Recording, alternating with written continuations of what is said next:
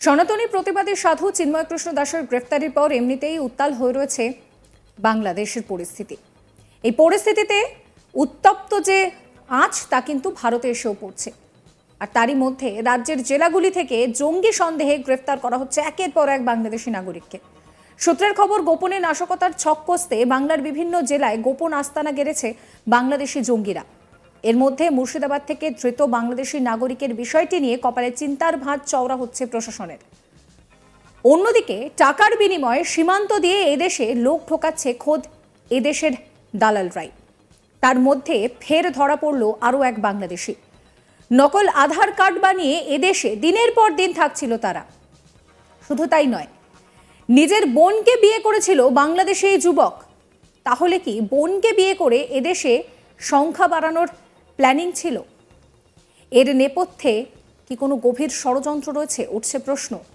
মুর্শিদাবাদের লালগোলা থেকে গ্রেফতার এক বাংলাদেশি। ধৃতের নাম সোহেল রানা, বাড়ি বাংলাদেশের রাজশাহী জেলার গোদাগাড়িতে। সোমবার লালগোলা স্টেশন সংলগ্ন এলাকা থেকে তাকে গ্রেফতার করে লালগোলা থানার পুলিশ। জানা গিয়েছে, সোহেল দীর্ঘদিন ধরেই ভারতে যাতায়াত করত এবং পরিচয়পত্র হিসেবে নকল আধার কার্ডও বানিয়েছিল সে। সূত্রের খবর, সোহেল রানার আধার কার্ডে তার বাবা ও মায়ের নামের জায়গায় লালগোলা থানার আটরশিয়ার বাসিন্দা নিজের পিসে মশাই আব্দুল রশিদ এবং পিসি শেফালি বিবির নাম নথিভুক্ত করেছিল। অথচ তার আসল বাবা এবং মা সাইফুল ইসলাম এবং জুলেখা বিবি, তাদের বাড়ি বাংলাদেশে। এছাড়াও সোহেল রানা প্রায় 7 বছর আগে ভারতে তার পিসির মেয়ে সেলিনা খাতুনকে বিয়েও করেছিল। সোহেল রানা চেন্নাই সহ বিভিন্ন জায়গায় শ্রমিকের কাজ করত, কিন্তু সোহেল রানা ইদানিং আধার কার্ডে তার ঠিকানার পরিবর্তন করেছিল। সেই ঠিকানায় চেন্নাইয়ের পরিবর্তে লালগোলা করা হয়েছিল। পুলিশ তদন্তে নেমে বেআইনি আধার কার্ডের ঠিকানা পরিবর্তন করে দেওয়ার অভিযোগে লালগোলার বালিগ্রাম থেকে আলিউর রহমান নামে এক ব্যক্তিকে গ্রেফতার করেছে। এছাড়াও বাংলাদেশ থেকে ভারতে আসতে সাহায্য করার জন্য আরও এক দালালকে গ্রেফতার করা হয়েছে। এই নিয়ে আমার কলিগ গোপাল ঠাকুরের একটি রিপোর্ট দেখাবো আপনাদের। ফের এক বাংলাদেশি গ্রেপ্তার। পুলিশ তদন্ত নেমে জানতে পেরেছে ধৃত যুবকের নাম সোহেল রানা, বাড়ি বাংলাদেশের রাজশাহী জেলার গোদাগাড়ি এলাকায়, এবং সে দীর্ঘদিন ধরে প্রায় 7 বছর আগে ভারতে অনুপ্রবেশ করে এবং লালগোলার আটারশিয়ার গ্রামে রীতিমতো তার পিসেমশায়ের বাড়িতে সে বসবাস করত এবং সেখানে রীতিমতো সে নকল আধার কার্ড তৈরি করে ফেলেছিল এবং সেই আধার কার্ডে তার বাবা মার নামের জায়গায় তার পিসেমশাই আব্দুল রশিদ এবং পিসিমা শেফালি বিবির নাম লেখা ছিল। অন্যদিকে তার বাবা মার আসল নাম হচ্ছে সাইফুল ইসলাম বাবা এবং মা হচ্ছেন জুলেখা বিবি, আর এটাই তার অরিজিনাল বাবা মায়ের নাম। অথচ তার আধার কার্ডে যে নকল আধার কার্ড বের করেছিল ভারতের, সেখানে এসে রীতিমতো তার পিসেমশাই এবং পিসিকে তার মা বাবা হিসেবে দেখিয়েছিল। শুধু তাই নয়, সে 7 বছর যাবৎ ভারতের বিভিন্ন প্রান্তে চেন্নাই সহ বিভিন্ন জায়গায় সে ঘুরে বেরিয়েছে, পরিযায়ী শ্রমিক কাজ করেছে। অন্যদিকে তারই পিসির মেয়ের সেলিনা খাতুনের সাথে বিয়ে করে এখানে সে থেকে গেছে এবং পরবর্তী ক্ষেত্রে দেখা যাচ্ছে যে এই সোহেল রানাকে সহযোগিতা করেছে আধার কার্ড এবং ভারতে অনুপ্রবেশকারী এই রকম 2 ব্যক্তিকেও লালগোলা থানার পুলিশ ইতিমধ্যেই গ্রেপ্তার করেছে। এবং জানা গেছে যে এই সোহেল রানা যে ভারতে 7 বছর আগে অনুপ্রবেশ করেছে, সেই সোহেল রানা কিন্তু ইতিমধ্যেই তার চেন্নাইয়ের যে আধার কার্ড ছিল ঠিকানা, সেই ঠিকানা পরিবর্তন করে ইতিমধ্যেই লালগোলার আটারশিয়া গ্রামের ঠিকানা তার সংযোজন করেছে।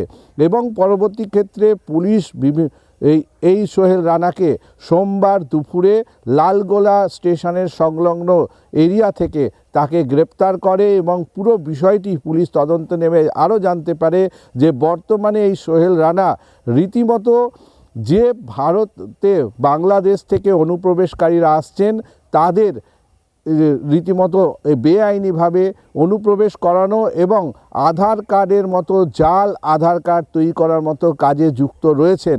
পাশাপাশি এই যে সোহেল রানা 7 বছর আগে ভারতে প্রবেশ করেছিল, এই সোহেল রানাকে অনুপ্রবেশ করার সহযোগিতা করেছিলেন, যিনি সাহায্য করেছিলেন সেই ব্যক্তি রীতিমতো মুর্শিদাবাদের জলঙ্গির দয়ারামপুর এলাকার শাহরুল শেখকে গ্রেপ্তার করে। অন্যদিকে যে আধার কার্ড তৈরি করে দিয়েছিল লালগোলার বাসিন্দা এই ওরফে হানিফ, তাকেও কিন্তু পুলিশ গ্রেপ্তার করেছে। ইতিমধ্যেই জানা যাচ্ছে যে এই সোহেল রানা এবং যে লালগোলার বাসিন্দা রয়েছে আলাউল, এই আলাউল ওরফে হানিফ, এরা কিন্তু যৌথভাবে বিভিন্ন নকল আধার কার্ড তৈরি করতেন, করে যারা ভারতে অনুপ্রবেশ করতেন তাদের বিভিন্নভাবে আধার কার্ড তৈরি করা সহযোগিতা করতেন।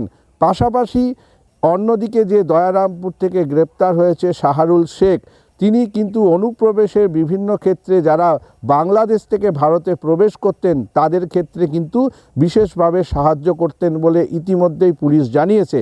যেখানে দেখা যাচ্ছে যে উল্লেখ্য মুর্শিদাবাদের হরিহরপাড়া থেকে ইতিমধ্যেই বাংলাদেশি দুই নাশকতার ছক বা জঙ্গি যোগে রীতিমতো দুই ব্যক্তিকে আসাম এসটিএফ ইতিমধ্যেই গ্রেপ্তার করেছে এবং তারপরেই প্রায় রাজ্য জুড়ে এই যে জঙ্গি যোগ, সেই যোগকে নিয়ে কিন্তু ইতিমধ্যেই রাজ্য মধ্যে চাঞ্চল্য সৃষ্টি হয়েছে। সেখানে দেখা যাচ্ছে যে শুধু এই হরিহরপাড়ায় দুই জঙ্গি নয়, পাশাপাশি মোহাম্মদ সাব শেখ, যিনি রীতিমতো আনসারুল বাংলার একজন সক্রিয় সদস্য বা স্লিপার সেলের সদস্য বলে ইতিমধ্যেই আসাম এসটিএফ দাবি করেছে এবং তাকে গ্রেপ্তার করেছে কেরল থেকে।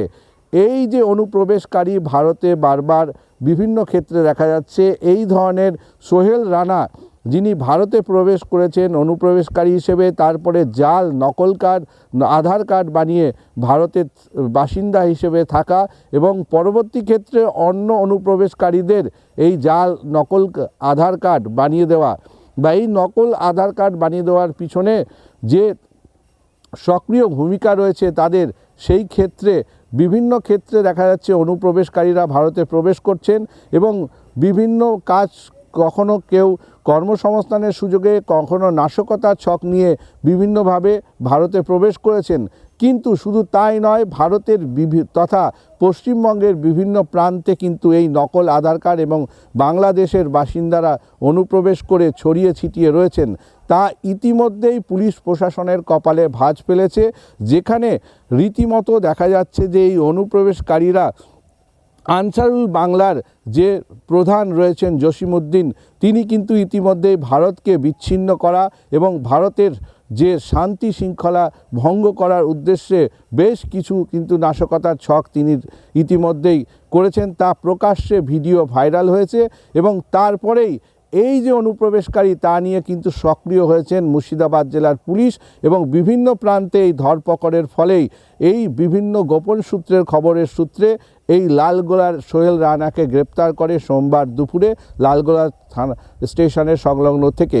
তারপরেই কিন্তু এই অনুপ্রবেশকারীদের সম্বন্ধে আরও সহযোগিতা করার অভিযোগে আরও দুজনকে মুর্শিদাবাদের গ্রেপ্তার করেছে। ইতিমধ্যে এই তিনজনকে গ্রেপ্তার করার পর সোমবার দুপুরে রীতিমতো লালবাগ মহকুমার আদালতে 7 দিনের পুলিশি হেফাজত চেয়ে ধৃতদের পাঠানো হয়েছে। অন্যদিকে পুরো বিষয়টির উপর নজর রাখছে জেলা প্রশাসন এবং সক্রিয় অনুপ্রবেশকারীরা যাতে এই ধরনের চক্রের সাথে যুক্ত হয়েছে তা সহজেই তদন্ত করে বার করার জন্য সাধারণ মানুষ আর্জি জানিয়েছেন, যাতে ভারতবর্ষ তথা পশ্চিমবঙ্গের শান্তি শৃঙ্খলা যাতে অটুট থাকে। সাবস্ক্রাইব করুন আজ তাক বাংলা।